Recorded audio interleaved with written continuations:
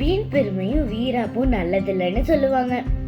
ஆனா நான் சொல்லுறேன், இந்த வீண் பெருமையும் வீராப்பும் தான் நம்மளை சாப்பிட வைக்குது. இன்னைக்கு விவசாயம் பண்ற பாதி பேர் எதுக்காக விவசாயம் பண்றாங்க? லாபம் கேரண்டட் இல்லை, சேலரி கேரண்டட் இல்லை, லீவும் இல்லை. ஆனா இன்று வயல நிக்கிறாங்க, வெள்ளை வேட்டி வெள்ளை சட்டை போட்டுட்டு மீசைய முறுக்கி விட்டுட்டு 100 பேருக்கு வேலை கொடுத்த அந்த ஞாபகத்துல நிலத்தை சுத்தி சுத்தி வரலன்னா அவனுக்கு தூக்கம் வராது. ஊர் என்ன சொல்லுவாங்க? ஒன்னும் இல்லை போல, நிலத்தை சும்மா விட்டுட்டான். அப்படி ஒரு வார்த்தை கேட்டுட கூடாது. அந்த பெருமை, அந்த வீராப்பு. கந்து வேட்டிக்காரன் காலில் வந்து விழுவான், ஆனா மீசைய முறுக்கிக்கிட்டு நிலத்துல நிற்பான்.